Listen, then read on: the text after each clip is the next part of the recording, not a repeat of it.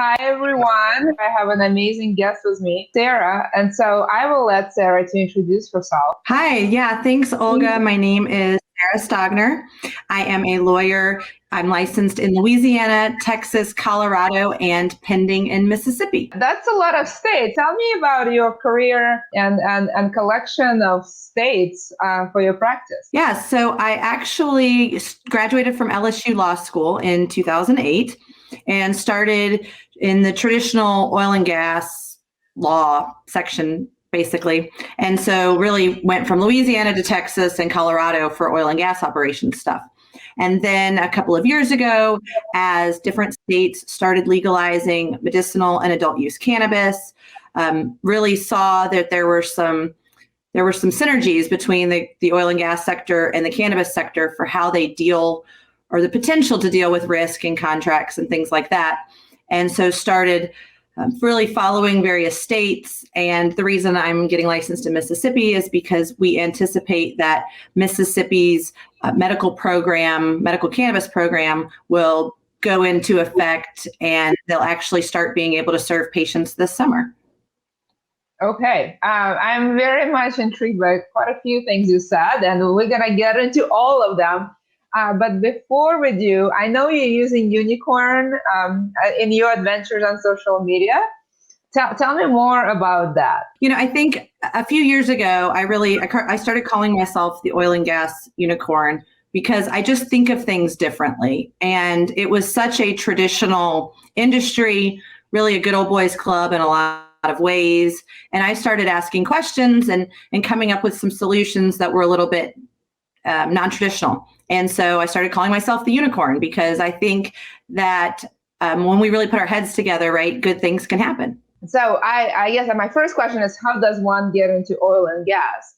And then I definitely want to get into conversation of cannabis, because cannabis has been an exciting area of commerce and law, and it's rapidly developing. But since I've never had a thought of being in oil and gas, even though my dad actually was a mining executive, and it's something that never even crossed my mind. So I'm going to ask you, how does one get into oil and gas law? So I started out at LSU Law School, or went to LSU Law School, and had a really good mineral rights professor named Pat Ottinger, and just really enjoyed the class from an academic standpoint, from just a nerdy legal perspective, right? It's got some really interesting legal issues that present itself in the industry. And then bigger picture, I mean, Louisiana and Texas, where I was living, has a lot of oil and gas exploration and production. And so I think it's necessary. And I think unfortunately, the industry has not been great at standing up for itself and the good things that they do to provide clean, reliable energy to the world. And so I became passionate about really helping the industry do better and be better. I see. Okay, well, that's really cool. I think geography has a lot to do with what we end up practicing. Since I've been in Silicon Valley, I think it only makes sense that I naturally ended up in tech. And I think, similar things happen to you with respect to oil and gas. But how does an oil and gas lawyer then become a cannabis lawyer? And then I'm really curious about that. Marijuana is still federally illegal. They did pass the Hemp Act, so if it's got less than 0.03% THC, it's okay to grow. But in general, I got into the cannabis industry because I saw a lot of the same issues from a legal and risk management perspective between the two industries. And a lot of attorneys are risk averse, right? Like, we're naturally trained to be looking for things that can go wrong. And I saw a need for businesses that were in the cannabis space, trying to do the right thing, trying to comply with complicated regulatory schemes and contracting issues and insurance issues and all the same issues that my oil and gas clients have. And I thought that it was an area where there wasn't a lot of attorneys helping. Most attorneys that have any sort of cannabis experience are maybe on the criminal side, or yes, on the permitting side, a little bit in California and on the West Coast where it's been legal for longer. But in the central part and the southern part of the country, I just saw an opportunity to service clients because there weren't attorneys, helping, giving those services. Sarah, you said it a few times, which I find it very intriguing, that there are parallels between oil and gas and cannabis. I would have never guessed that. I would like a little bit more detailed answer about what you mean by that. And I know you qualified it, in terms of risk approach, but actually, can we do this one in depth? There's two different ways that in my mind, they're very similar. The first one is we've got, they're essentially commodities. Oil and gas is a strict commodity. Cannabis is kind of a hybrid commodity. It has commodity tendencies. And so it's a race to the bottom on who can produce the best product for the least amount of money. And you have growers who are growing, then you have processing where they actually use a lot of the same petrochemical processes that we do for refining petrochemicals. We use the same thing for cannabis to get different cannabis products. And then you have a retail aspect or a downstream aspect. And so just from a purely supply chain perspective, they have a lot in common. Exploration and production or grow, processing, and then retail sale. So that's one way. So then the other way I really see it is that there's some unknown risk, right? So as we start growing cannabis in new places, you have to pick different cultivars, you have to pick different conditions. And so it depends on what you're using the cannabis for. Are you growing an industrial hemp type product to make hempcrete or clothing like cotton alternatives, or are we making it for a consumable product? Then once you make those determinations, there's risk involved. So if you're going to go build a new facility, for example, and you're going to start raising new cultivars, I see that a lot like wildcat wells, where as we come into new states, there's some unknown risk. People that are interested in investing, like non-operating working interest owners and wells, are interested in investing in cannabis. It doesn't mean they want to be actually out there digging the dirt, growing it, but they want to reap the rewards. So I see eventually investment in cannabis similar to the way that people currently invest in oil and gas. Got it. Yeah, very interesting. Alan has pointed out that there are sort of, other ways to use cannabis in beauty and pain relief and related products. And Wesley pointed out that absolutely you can use blockchain to track provenance in supply chain.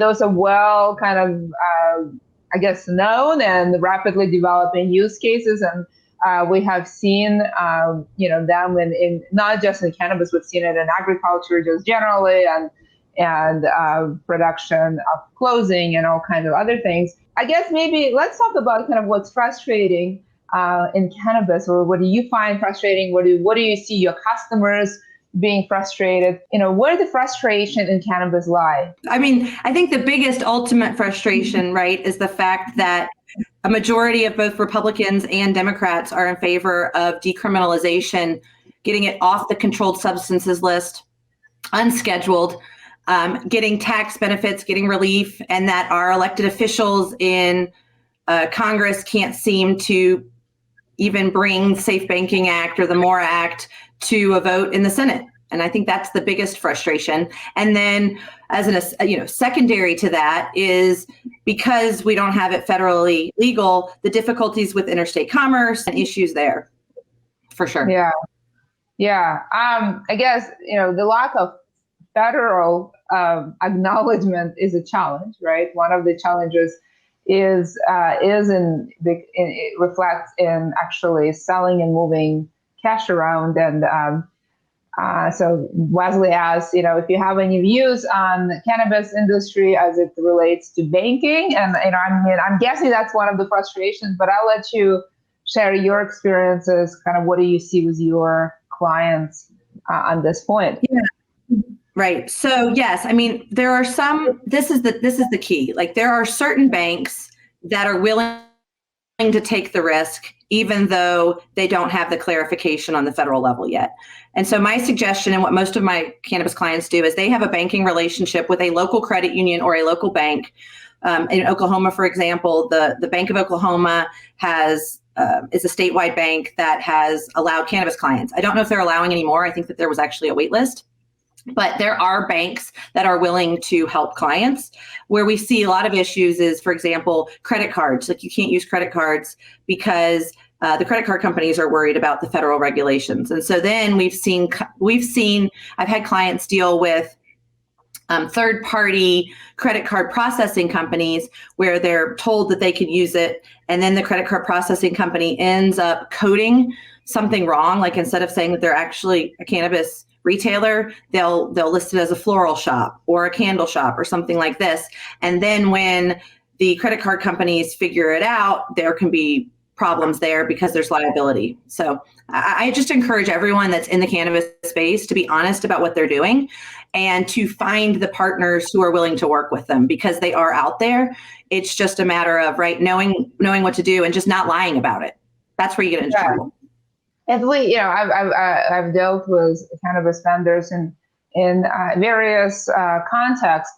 As someone in cannabis, you usually know that some people may have reservations, either for whatever the moral issues maybe, or because of legal issues. And that's kind of like, I've seen vendors basically say up front, look, I am in the cannabis industry. I am proud to be in one, and I'm open about it. But I want to make sure we're on the same page. If we're going to be doing business together, you should know this about me, and I want to have an assurance that works for you. So that's definitely, I definitely think that being transparent and open about it is a good idea. Sarah, are there any other frustrations? I know banking is one of them. I'm sure there's a laundry list, but maybe any one or two other ones where you see frustrations to be. Yeah, so I think a lot of it is different state regulations, right? So you've got companies who are in multiple states, and the specifics can be different between states, but even in the same state. And so I don't practice in California.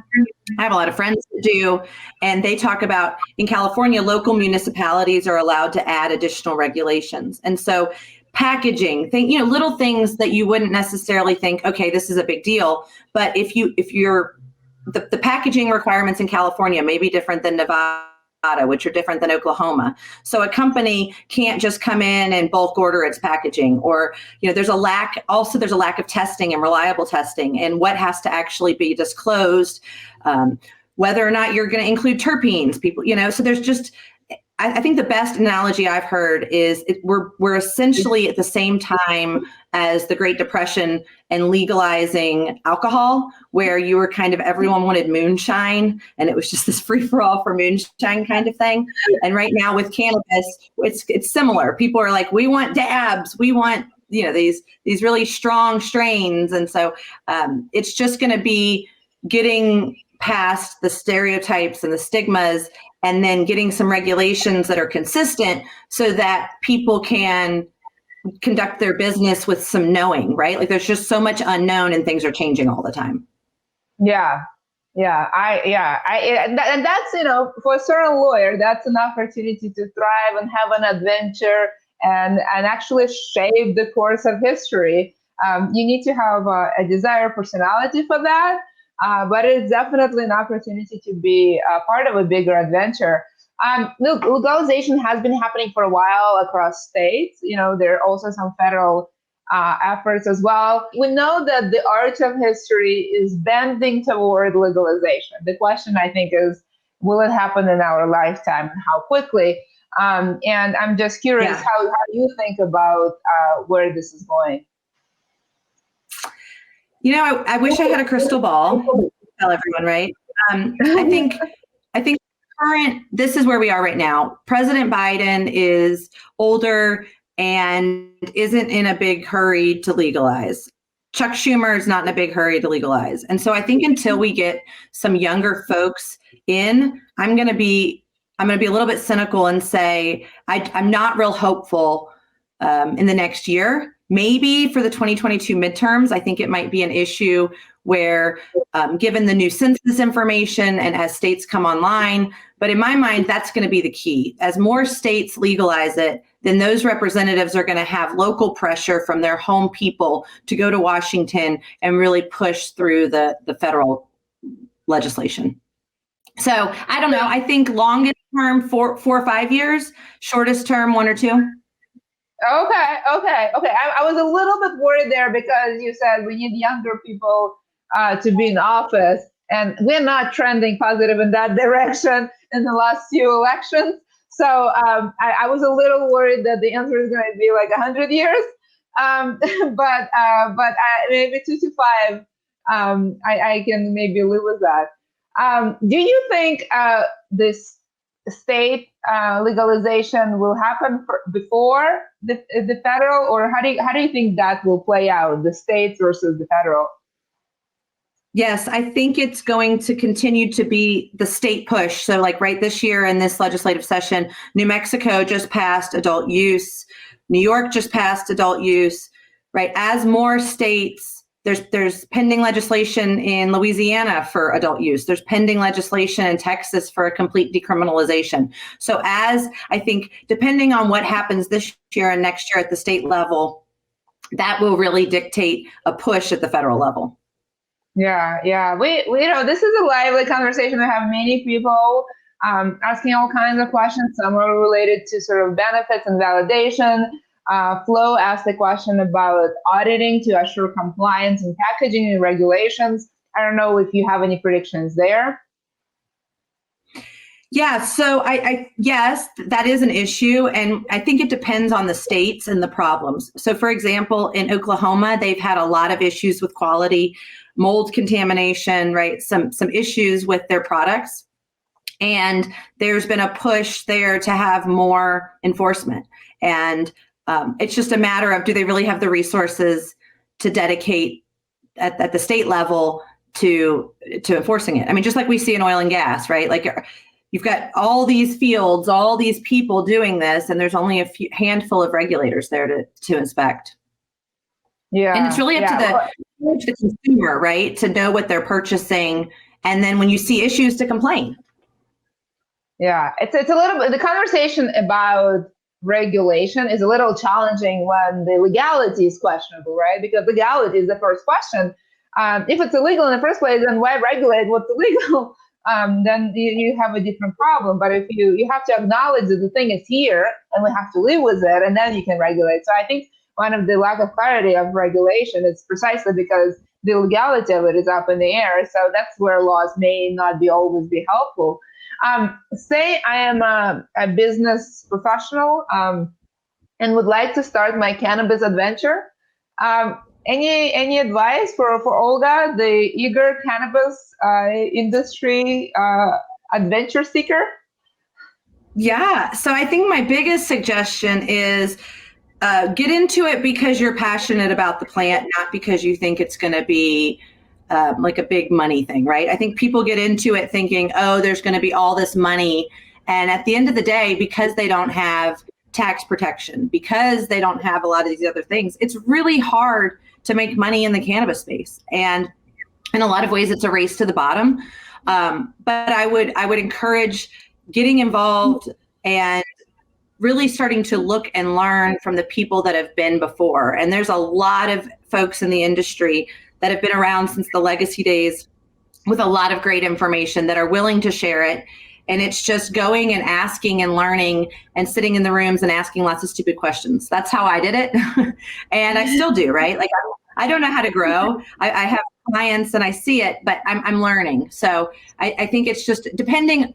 This is anything you do in the non-cannabis space, in any sort of aspect, if you're an accountant, a lawyer, a whatever, an electrician, right? We need those jobs in the cannabis space. So just take whatever your knowledge is outside the cannabis space and learn a little bit about the cannabis space and see how you can add value. Yeah, I find that in developing industries, whether it's tech or tech with regs, building is how you learn. You get in, whatever life, professional experiences you bring, you add and you problem solve, and you get to shape the future. And the future belongs to builders, and you become the builder, and you really influence, and you're in it, knee deep, solving the problems. And that's definitely a way to learn and to know where things are going. I certainly have done it in my practice and found it super rewarding, exciting, and actually I think that's the reason to get into law. Sarah, this has been a fantastic conversation. I thoroughly enjoyed it. I'm going to ask you sort of the last question. Do you have any advice for any lawyers out there who are sort of thinking, wow, this is an adventure worth taking. What do I do now? I think you just start. I think if you're in a state where it's legal, you dig deep into the regs and you start talking to people that are in the industry and asking where their pain points are.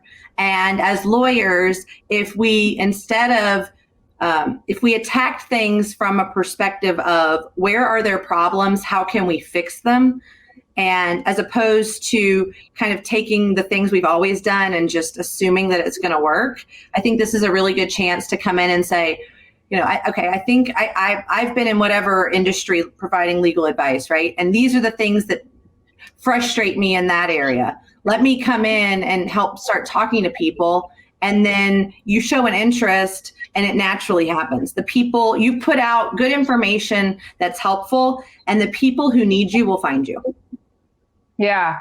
Such a great advice. Sarah, I thoroughly enjoyed this conversation. This was so much fun. Who knew that cannabis could be that much fun? I did. Well, and who knew there are parallels between oil, gas, and cannabis? So I definitely learned something today. So thank you so much. This was fantastic. I really appreciate that you found the time to be here. Yeah, thanks for having me, Olga. This